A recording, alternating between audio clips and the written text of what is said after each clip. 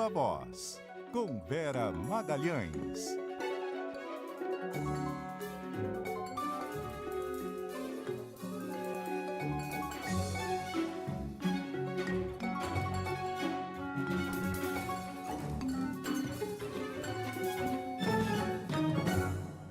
Cássia, a Vera Magalhães vai entrar daqui a pouquinho no ar com a gente. Mas antes, vamos às informações do Repórter CBN. Muito bem. Agora já estamos com a Vera? Boa tarde, aqui, Vera, tudo bem? Aqui. Boa tarde. Primeiro vocês se despediram da Vera Fiscal de Feira, eu já fiquei abalada. Falei, nossa, já estão se despedindo de mim sem eu nem ter entrado. Aí entrou a vinheta e eu não entrei. Agora eu entrei e não entrou a vinheta, mas ainda estou aqui. Não, é o seguinte, até para contextualizar para os nossos ouvintes da rede, a gente estava no horário local, horário só para São Paulo, e aí a gente trouxe a participação de uma ouvinte super assídua, que coincidentemente se chama Vera, né? Isso. É a nossa fiscal de feira, sempre traz os preços das feiras livres de São Paulo. Ela trazendo ali o absurdo do preço do pastel especial a R$28. Tá certo que é grande, mas tá caro. E aí, por isso, essa história com a nossa Vera Magalhães. É, porque eu falei obrigado, Vera, mas era a Vera a Fernandes. outra Vera, exatamente. Bom, Vera, e a decisão do Supremo, hein? Negou, já está definido, negou o impedimento do Zanin, do Moraes, Alexandre de Moraes e do Flávio Dino no julgamento do Bolsonaro, e aí o julgamento segue sem maiores problemas. Sem maiores problemas e num ritmo bastante acelerado, né, Sardenberg? Essa era uma etapa que precisava ser cumprida, porque as defesas de pelo menos 3 dos denunciados nessa primeira leva tinham alegado em diferentes petições o impedimento tanto do ministro Alexandre de Moraes quanto do Cristiano Zanin e do Flávio Dino por diferentes razões. Isso é enviado ao presidente do Supremo normalmente. Então, o ministro Barroso deu o primeiro voto em todas as petições e encaminhou todas ao plenário virtual. Nesses casos, aquele ministro que tem o impedimento pedido ou a suspeição pedida, ele não vota, mas os demais votam. Então, o Zanin votou no do Moraes e do Dino e assim por diante. Até a hora que eu olhei por último, um pouco antes da nossa conversa aqui, faltavam votar o ministro Luiz Fux e os 2 ministros designados pelo ex-presidente Jair Bolsonaro. Então, o André Mendonça e o ministro Cássio Nunes Marques também não haviam ainda registrado os seus votos nessa discussão. Essa questão de impedimento, é raro um ministro votar a favor do impedimento de outros. Então, eu acredito que mesmo os bolsonaristas sendo favoráveis ao Bolsonaro, a muitos dos denunciados, eles não vão fazer isso de votar a favor do impedimento dos colegas. Nesses casos, o espírito de corpo interno ali costuma falar mais alto. Então, com isso afastado, segue o baile. Já está marcada para a semana que vem, dia 25, terça-feira, a sessão da primeira turma do Supremo que vai analisar o recebimento ou não da denúncia contra os 7 primeiros denunciados, Bolsonaro e aqueles outros 6 integrantes do chamado núcleo principal dos atos golpistas. Depois, no dia 8, acontece o julgamento do núcleo militar.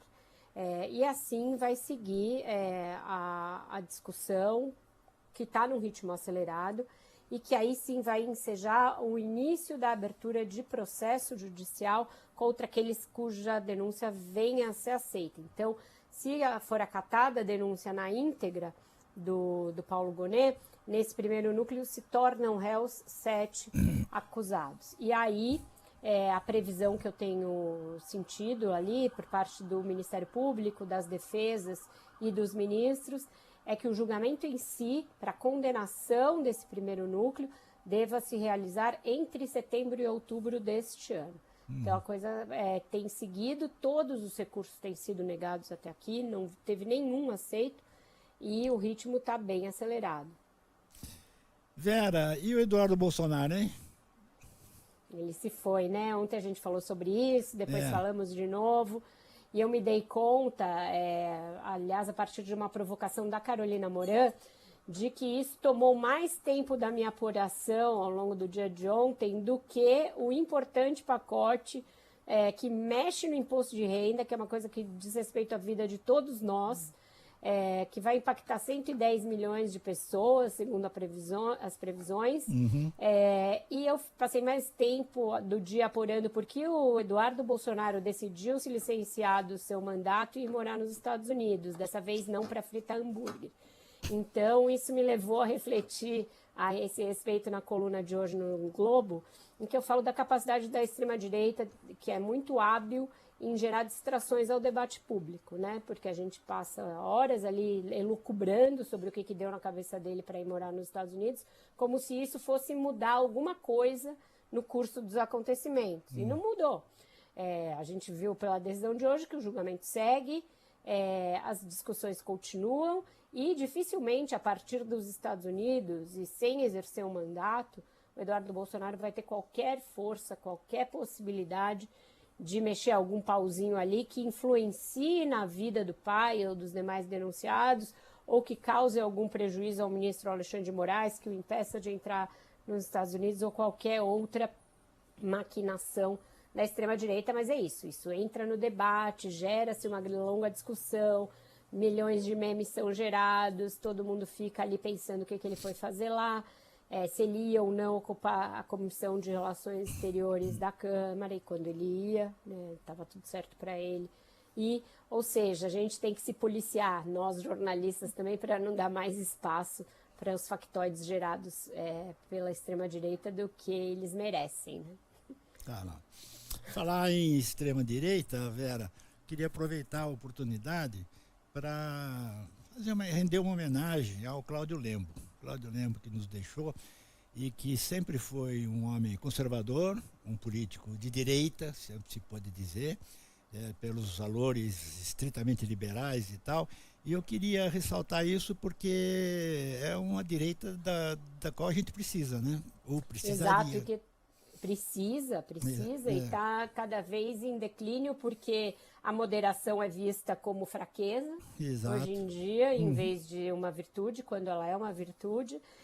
E a capacidade de diálogo que ele tinha e que foi enaltecida até pelos seus adversários, é hoje algo que é visto como pusilanimidade ou o fato de que você não tem um posicionamento firme o suficiente, e isso leva até a que pessoas que tinham uma postura mais moderada e racional no passado acabem ficando estridentes para se destacar no debate público. Isso é lamentável, isso nos leva à erradicação da possibilidade de diálogo. Então, pessoas como ele são cada vez mais raras e fazem falta na política. Realmente ele era, exatamente. E no tempo em que ocupou o governo e a posição de vice-governador aqui em São Paulo, ele exerceu esses cargos com essas qualidades e essas virtudes. Então, uma homenagem muito bem-vinda da sua parte, Sardenberg, a qual eu me junto. Há algum tempo atrás eu escrevi uma coluna no Globo, o título é A Falta que nos faz uma boa direita. Também precisa de uma boa esquerda, mas a falta que nos faz uma boa direita, entre outras coisas, citava justamente o modo de como exerceu a política o Cláudio Lembo, né? De uma forma sempre tolerante, conversando com todos os lados, discutindo todos os assuntos, de uma maneira tranquila, de uma maneira moderada, civilizada, né? Sem radicalismo. Se você for pensar, a coisa mais ali fora da curva que eu me lembro dele foi uma vez que ele queria que podassem uma árvore na casa dele, a prefeitura demorou, ele foi lá, acabou contratando um jardineiro para fazer a poda e aí levou uma multa. Então, exato. É isso, era de direita, mas levava a sua vida de maneira ali espartana, tranquila e com problemas que dizem respeito à vida de todos nós, não com essas situações bastante perturbadoras que a gente vê hoje em dia sendo provocadas pela nova direita, né? Isso aí. Vera Magalhães, agora sim, Vera Magalhães, muitíssimo obrigado, Vera, até amanhã e logo mais no Ponto Final. Até mais, um ótimo jornal para vocês. Até mais, Vera.